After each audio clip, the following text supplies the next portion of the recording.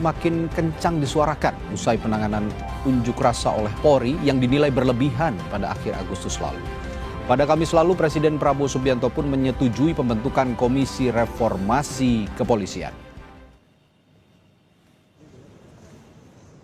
Tokoh lintas agama yang tergabung dalam Gerakan Nurani Bangsa bertemu Presiden Prabowo pada Kamis lalu di Istana Presiden. Pertemuan yang berlangsung selama 4 jam membahas poin 17+8 tuntutan rakyat hingga reformasi sejumlah sektor. Salah satunya yang dibahas adalah reformasi institusi Polri. Tadi juga disampaikan oleh Gerakan Nurani Bangsa perlunya evaluasi dan reformasi kepolisian yang disambut juga oleh Pak Presiden akan segera membentuk tim atau komisi reformasi kepolisian. Saya kira ini juga atas tuntutan dari masyarakat yang cukup banyak. Terima kasih. Pengamat kepolisian dari Institute for Security and Strategic Studies, Bambang Rukminto, mendukung reformasi kepolisian. Dirinya menyebut dibutuhkan visi negarawan yang tulus jika ingin reformasi Polri berhasil. Tanpa ada perubahan struktur yang mendasar, problem di kepolisian terkait reformasi yang diharapkan masyarakat ini tidak akan pernah tercapai dan masalahnya akan terulang terus-menerus kalau tidak pucuk pimpinan dari kepolisian itu memiliki visi negarawan, bisa berkolaborasi dengan presiden yang memiliki visi negarawan. Polri ini hanya sekedar menjadi alat kepentingan kekuasaan atau kepentingan-kepentingan di luar kewenangan yang sudah diberikan negara sesuai dengan amanat reformasi 98, seperti itu. Senada dengan Bambang Rukminto, Ketua PBHI Julius Ibrani pun menyebut perbaikan sistem di kepolisian harus secara konstitusional. Ia menambahkan, jika reformasi Polri hanya dilakukan berdasarkan kasus tertentu dan tidak menyentuh akar permasalahan, maka kejadian serupa akan kembali terulang. Bahwa mandatnya itu konstitusional, maka perbaikan sistem dan struktur tidak boleh kasuistis. Saya tidak memandang bahwa kalau urgensi ada, setiap lembaga urgensi evaluasi penting setiap hari. Tetapi apabila kita mendasarkan evaluasi dan perbaikan sistem ini secara kasuistis, maka saya pastikan ini akan bernasib seperti tim pencari fakta, tim gabungan, tim independen ini itu yang sekali selesai dan tidak bisa menyentuh akar persoalan secara fundamental.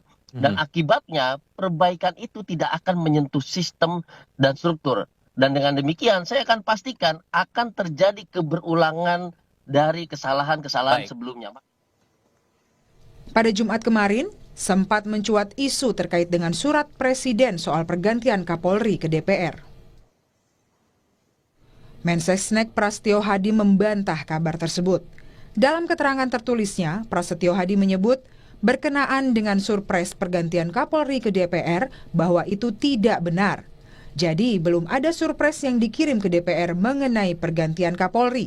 Sebagaimana dengan yang disampaikan oleh pimpinan DPR, memang belum ada. Reformasi diharapkan menyasar pada perbaikan sistem dan struktur internal Polri. Perbaikan ini penting karena siapapun pemimpinnya, jika sistem dan strukturnya masih sama, maka kondisinya akan tetap sama saja. Tim Liputan, Kompas TV. Saudara, desakan reformasi Polri terus digaungkan. Reformasi yang diharapkan yaitu mengevaluasi seluruh sistem hingga strukturnya. Lalu langkah apa yang pertama perlu dilakukan? Kita akan bahasnya bersama Arianto Stadi, penasihat ahli Kapolri. Lalu juga ada Bambang Rukminto selaku pengamat kepolisian dari Institute for Security and Strategic Studies, dan Rudianto Lalo, anggota Komisi 3 DPR RI dari fraksi Partai Nasdem. Selamat malam Bapak-Bapak. Selamat malam. Selamat malam. Baik, saya ke Pak Rudi dulu kalau gitu. Pak Rudi, langkah awal, langkah yang urgent harus dilakukan dengan cepat dan signifikan untuk mewujudkan reformasi Polri ini kira-kira apa? Ya, terutama yang bisa didorong oleh lembaga legislatif terlebih dari Komisi 3 DPR RI. Ya, tentu yang pertama kita menghormati ya dan mendukung langkah-langkah Presiden. Saya selalu mengatakan bahwa Presidenlah yang paling paham, karena Presiden selaku kepala negara oleh konstitusi didukung, di backup oleh 2 alat negara bernama TNI Polri. TNI Polri adalah alat negara yang didudukkan dalam konstitusi pasal 30 ayat 4 sebagai penjaga keamanan ketertiban masyarakat yang tugasnya melindungi, mengayomi, melayani masyarakat. Dan terakhir adalah penegakan hukum.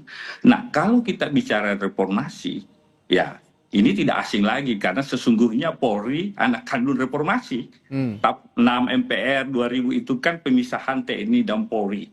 Ya, Polri menjadi alat negara yang memang langsung didudukan di konstitusi pasal 34. Sehingga ketika bicara reformasi, ya itu adalah koreksi perbaikan saya kira. Dan saya selalu mengatakan bukan hanya Polri, 3 trias politika, 3 cabang kekuasaan, eksekutif, legislatif, yudikatif juga perlu direformasi. Muaranya tujuannya untuk kepentingan masyarakat. Itu satu hal.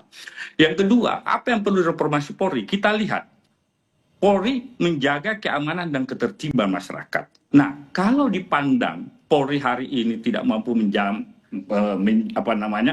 menjaga keamanan ketertiban, nah itu yang harus dikoreksi. Kedua, pelayanan mengayomi, melindungi masyarakat. Kalau Polri tidak bisa melindungi, mengayomi, melayani masyarakat, ini yang perlu dikoreksi, diperbaiki. Yang ketiga adalah penegakan hukum. Kalau Polri belum bisa, misalkan menjawab, menangani, membasmi kejahatan-kejahatan, apakah kejahatan berat atau ringan, ini yang perlu kita reformasi. Bagaimana caranya? Ya, caranya tentu penting adalah bagaimana misalkan kelembagaan Polri itu diperkuat, ya. Itu diperkuat otomatis, ya. Apakah nanti misalkan SDM sumber daya manusianya, mulai rekrutmen, kaderisasinya, pendidikannya dan sebagainya. Dan kalau kita lihat hari ini, kemitraan Polri dan Komisi itu sudah berjalan baik. Setiap kasus-kasus yang menyita perhatian publik, ketika kemudian kami di DPR sebagai fungsi pengawasan yang diberi mandat undang-undang, itu respon cepat dilakukan oleh para pimpinan Polri. Utamanya bila mana ada oknum-oknum Polri, tidak bisa dipungkiri setiap institusi pada ada oknum-oknum yang melanggar hukum, maka kami selalu mendesak agar dilakukan penegakan hukum yang transparan, ya, dan akuntabilitas. Memberi sanksi yang berat kepada siapapun oknum-oknum aparat penegak hukum kita yang melanggar hukum, karena sejatinya dia yang harus menegakkan hukum. Kira-kira itu. Pak. Tapi saya berharap dan publik juga berharap sepertinya reformasi Polri ini tidak melakukan perbaikan secara kasuistis saja, karena kalau memang ada kasus baru ditindak ataupun baru dievaluasi itu sepertinya penanganannya kasuistis. Nah, saya yakin ke Pak Bambang kalau begitu.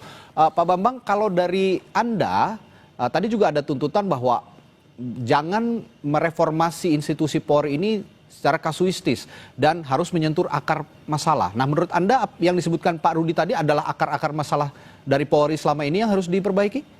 Apa yang disampaikan Pak Rudi tadi, saya melihatnya normatif saja ya, malah tidak menyentuh problem yang diharapkan oleh masyarakat selama ini gitu loh.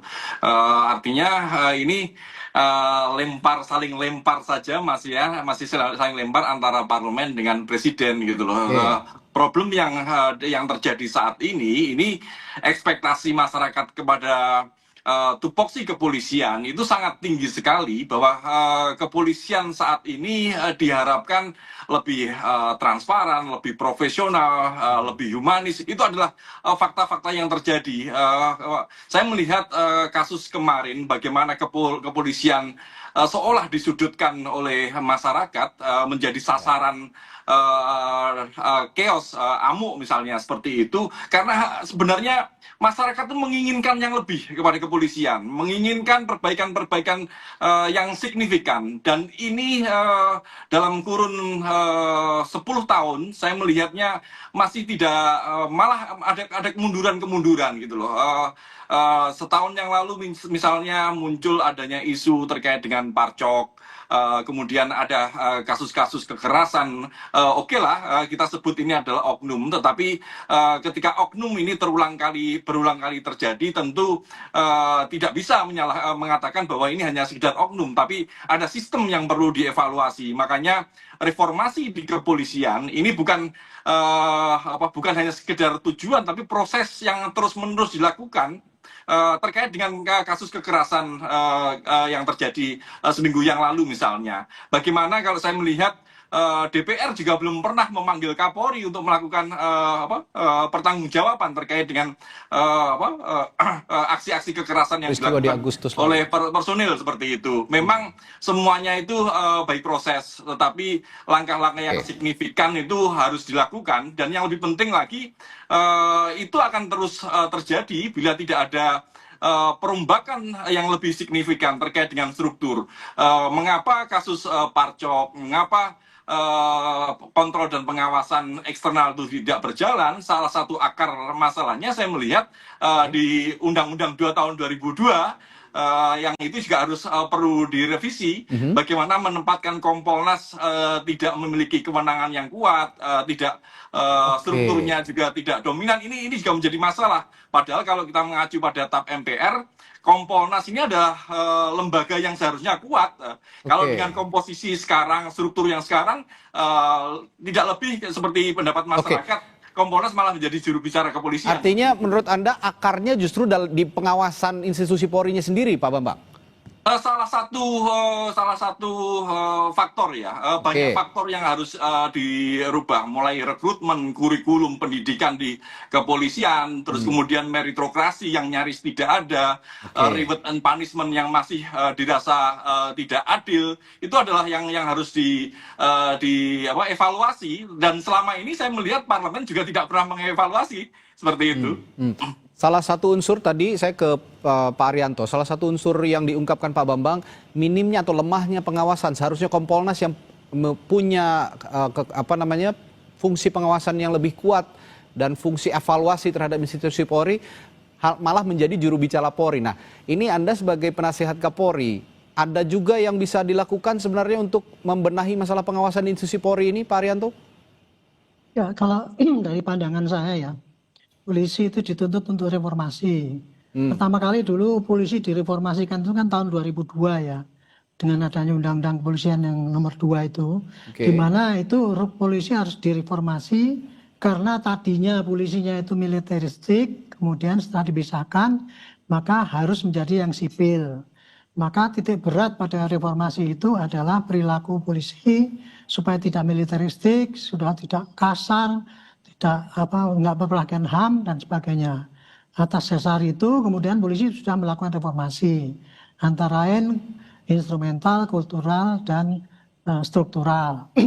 Selama 20 tahun ini ya, 25 tahun ini polisi ya sudah mencoba, setiap Kapolri masih mempunyai moto sendiri-sendiri dalam rangka untuk memperbaiki citra Polri.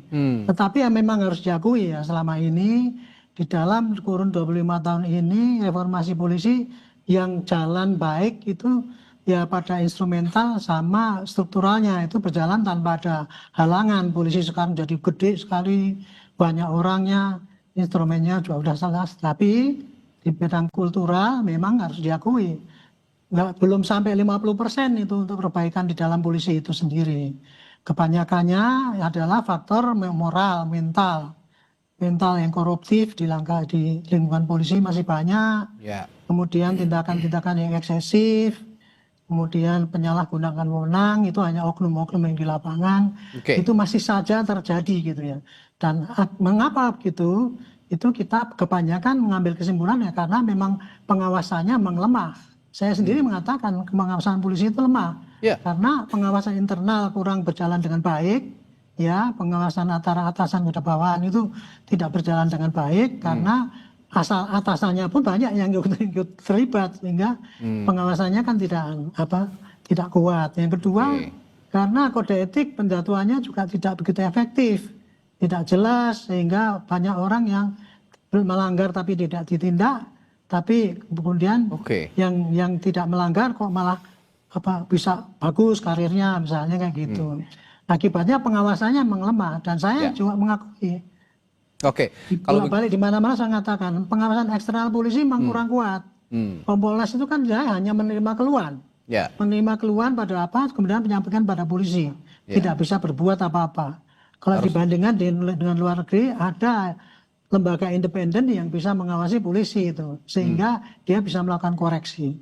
Itu kira-kira ya memang Oke. secara teoritis seperti itu, Pak. Mbak, nah kalau begitu saya lihat ini masalahnya ya kalau boleh dibilang cukup pelik ya cukup pelik juga untuk mereformasi Polri. Tapi yang ingin saya tanyakan, kita tetap harus melangkah. Meskipun pelik, sepelik apapun kita tetap harus melangkah.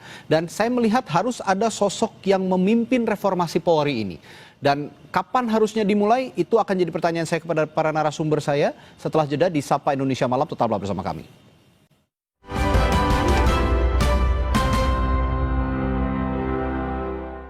I225 칼슘 콜라겐 브루크랑 꿀리크리프 툴랑 크로포스 No worries 콜라겐 Susu steril dengan 1000 mg kolagen dan kalsium, kulit no keriput, tulang no keropos. 콜라겐아 수수 awet muda.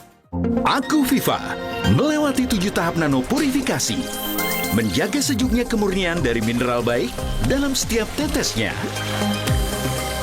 Begitu sejuk di tiap teguk. Aku Viva murni alami dari Wings Food. 물라이 두알리마 칼슘 콜라겐 브루크랑 꿀리크리프 툴랑 크로포스 No worries 콜라겐 Susu steril dengan 1000 mg kolagen dan kalsium, kulit no keriput, tulang no keropos. 콜라겐아 수수 awet muda. Kamu masih single? Hari gini, double dong.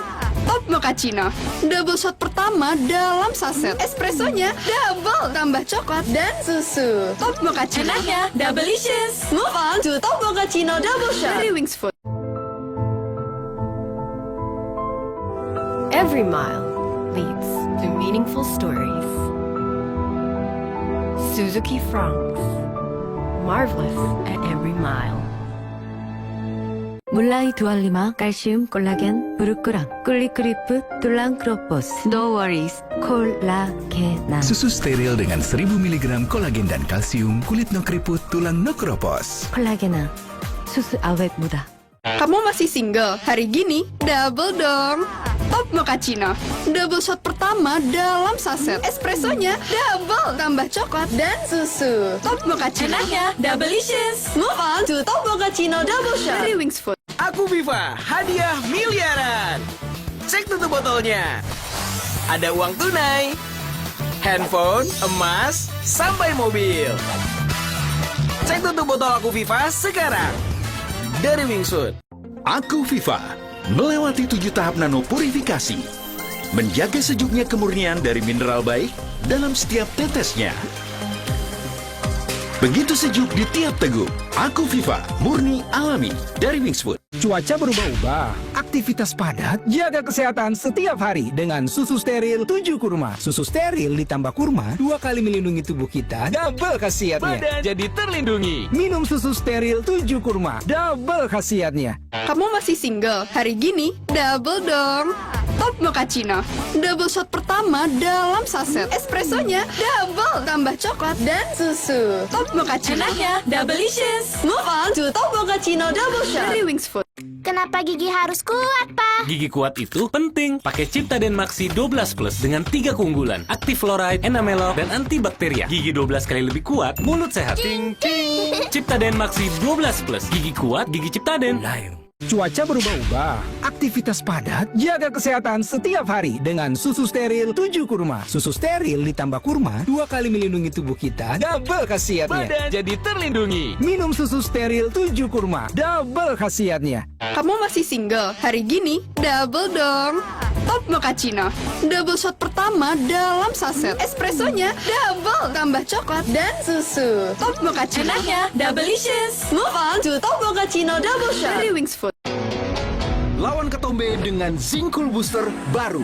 Deo Active Scalp Technology lawan 3 jenis ketombe. Boost sensasi dingin with glacier water and mint.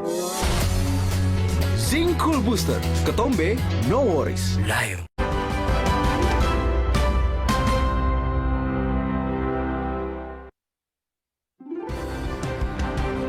Kami lanjutkan perbincangan soal reformasi institusi Polri. Tadi saya bertanya pada para narasumber saya, siapa yang harusnya memimpin memulai reformasi Polri ini? Karena kalau yang dibilang Pak Bambang dan juga Pak Arianto tadi, saat ini sepertinya tidak ada fungsi pengawasan yang baik untuk melihat atau mengevaluasi institusi Polri. karena itu saya menilai juga perlu ada sosok yang bisa memimpin reformasi Polri ini dan kapan harusnya dimulai. Saya akan tanyakan ini juga pertama ke Pak Rudi dulu sebagai anggota DPR. Bagaimana Pak Rudi? Ya tentu kalau ditanya siapa yang memimpin reformasi Polri, saya katakan bukan saya lempar ke kekuasaan eksekutif. Karena Bapak Presiden lah yang memakai dua instrumen alat negara ini, TNI dan Polri. Tentu Presiden paling tahu seperti apa sosok-sosok yang akan memimpin reformasi Polri. Yang pasti sosok tersebut harus berjiwa negarawan. Karena dia Polri ini alat negara, Pak. Dia tidak boleh berpikir motif kekuasaan semata, tetapi berpikir untuk negara. Ya, ini yang penting agar betul-betul Polri dapat bekerja secara profesional dan humanis. Terhadap peristiwa-peristiwa yang banyak terjadi, saya kira ini momentum kemudian Polri bisa berbenah kembali untuk mengkoreksi kebijakan-kebijakan yang dinilai publik, dinilai masyarakat kurang dan sebagainya. Kami di DPR, kalau ditanya Pak Bambang, kami paling sering melakukan rapat dengar pendapat itu adalah dengan mitra kami Polri, Pak. Karena begitu banyak aduan masyarakat yang masuk ke Komisi 3 terkait dengan praktek-praktek ketidakprofesionalan terhadap oknum-oknum dalam menjalankan tugas fungsi kewenangan sebagai anggota Polri. Paling banyak. Kami sudah panggil Kadipropam, panggil petinggi Polri, dan kami tanyakan supaya betul-betul setiap oknum yang melakukan pelanggaran hukum itu ditindak tegas, jangan diberi kesempatan dan sebagainya. Yang kedua, terhadap oknum-oknum yang diberi hukuman, jangan malah dipromosi, Pak. Nah, ini kan jadi problem. Bagaimana ini yang dilakukan kemarin. Ya, promosi jabatan terhadap misalkan, ya taruhlah contoh kasus, misalkan kasus Pak Sambo ya kan, bagaimana oknum-oknum yang terlibat justru dipulihkan dan sebagainya. Itu contoh kasus saja. Kita tidak mau seperti itu. Kita mau Polri betul-betul tegas menindak anggota yang melakukan praktek-praktek pelanggaran hukum ya. Karena itu noda bagi aparat penegak hukum sendiri. Kira-kira begitu. Oke, kalau tadi Pak Rudi, sosok yang bisa memimpin reformasi Polri harus seorang negarawan begitu. Tapi sepertinya tidak hanya negarawan tapi punya karakter yang kuat, terutama yang jadi akar masalah Polri ini untuk punya perilaku yang jujur, anti korupsi dan punya integritas tinggi. Kalau menurut Pak Bambang, siapa sosok itu? Ya, untuk yang pertama kali harus dilakukan dan dibutuhkan saat ini sangat tergantung seperti yang disampaikan Pak Rudi tadi. Ini butuh goodwill maupun political will dari Presiden untuk melakukan langkah-langkah yang signifikan ya, untuk melakukan gebrakan pertama untuk memulai evaluasi kembali arah gerak reformasi kepolisian gitu. Makanya langkah-langkah itulah yang saat ini dinantikan oleh masyarakat gitu. Kalau kemarin gerakan Nurani Bangsa, terus kemudian ada isu terkait dengan pergantian Kapolri misalnya, ini lagi-lagi adalah hak prerogatif Presiden karena Presiden seperti yang disampaikan Pak Rudi tadi adalah panglima tertinggi, puncak pimpinan negara yang ingin mengarahkan ke arah mana reformasi kepolisian ini menjelang Indonesia Emas 2045. Ini adalah waktu yang sangat pendek sekali, 20 tahun untuk membangun pondasi yang kuat bagi Polri yang diharapkan. Makanya meskipun pergantian Kapolri itu adalah prerogatif Presiden, ini juga harus segera diwacanakan karena tanpa ada perubahan, tanpa ada penyegaran terkait kepolisian organisasi Polri saat ini akan menjadi stagnasi seperti itu, dan ini tentu tidak kita harapkan. Kemarin dorongan dari gerakan Nurani Bangsa untuk melakukan reformasi ini jangan sampai hanya terbatas mendorong pergantian Kapolri saja, tetapi juga harus mendorong reformasi secara substansial seperti itu, Bung. Kalau kemarin desakannya ya ada isu ya mendesak pergantian Kapolri, tapi sebenarnya bukan hanya sosoknya tapi sistemnya begitu ya, kira-kira Pak Bambang yang harus diperbaiki. Nah, kalau menurut Pak Arianto, sekarang momentum yang sangat tepat untuk reformasi Polri termasuk dengan mengedepankan sosok-sosok berintegritas dan memiliki karakter yang kuat? Ya, Arianto? saya kira ini sosok yang paling bagus ya, pembelajaran yang paling bagus untuk bangsa ini dan juga untuk polisi. Ya. Selama ini kan kita sudah mendengar lah polisi itu dikritik terus perilakunya begitu mengecewakan masyarakat dan sebagainya.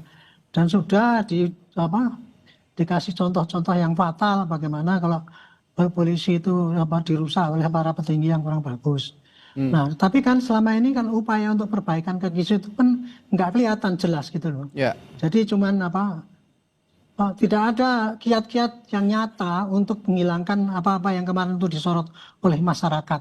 Oke. Nah, sehingga akhirnya setelah terjadi kayak gini kan seakan-akan tidak ada yang mau gitu. Oke. Maka kalau saya ditanya siapa yang cocok yang paling paling cocok gitu. Merubah polisi ini ya supaya bisa jadi bagus ini. Dibutuhkan seorang sosok ya, yang satu berintegritas tinggi dan masih mendambakan polisi itu baik, nomor satu itu dulu. Oke. Dan yang kedua, yang tahu penyakitnya polisi dan bagaimana cara menyembuhkannya itu. Jadi tahu kelemahan-kelemahan polisi dan bagaimana cara mengatasinya itu harus tahu. Jadi orang yang pengalaman juga mengenai tugas polisi situ gitu. Oke. Kalau hanya dilihat orang di luar ya, cuma integritas tinggi, tapi dia nggak ngerti pola seluk-beluknya polisi ya percuma aja nanti reformasinya di mana bagiannya nggak ngerti. Oke. Gitu. Baik. Makanya ya kalau ada gagasan kemarin itu ada komisi yang ditunjuk, oke bagus aja nggak apa-apa.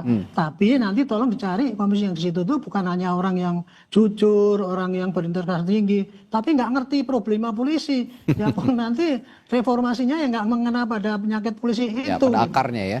Baik. Itu kira-kira itu Pak. Pak Arianto, sekarang kan seperti Pak Bambang bilang tadi, desakan publik ini begitu kuat untuk mereformasi atau mengevaluasi institusi Polri yang dari hari ke hari, bulan ke bulan, tahun ke tahun, permasalahannya selalu ada dan sepertinya semakin pelik. Dan publik kemarin saya melihat di lini masa juga memunculkan sosok Jenderal Hugeng yang dulu pada saat era Presiden pertama Republik Indonesia Soekarno sangat diulu-ulukan oleh masyarakat. Sosok Jenderal Hugeng yang dekat dengan masyarakat, berintegritas tinggi, tidak mau ditekan oleh kekuasaan. Saya ingin bertanya, di era sekarang ini, sosok Jenderal Hugeng masih ada nggak sih di institusi Polri, dan Anda percaya nggak sosok itu masih ada di institusi Polri, Pak Arianto? Ya, saya 50 tahun jadi polisi ya Pak ya. Dan sudah melihat para jenderal polisi itu, pimpinan polisi. Rasanya yang seperti Pak Hugeng itu hampir tidak ada Pak. Ya. Hampir tidak ada. Sulit untuk yang sama dengan dia. Saya yang merasa diri saya tidak pernah korupsi, tidak macam-macamnya, saya nggak bisa menyamai dengan Pak Hugeng itu. Gitu loh Pak. Jadi Pak Hugeng itu menjadi sosok ideal ya. Dan kesitulah polisi ingin menuju. Pak Sigit ini sudah mereka dalam rangka mengembangkan seperti Pak Hugeng itu ada Hugeng Award.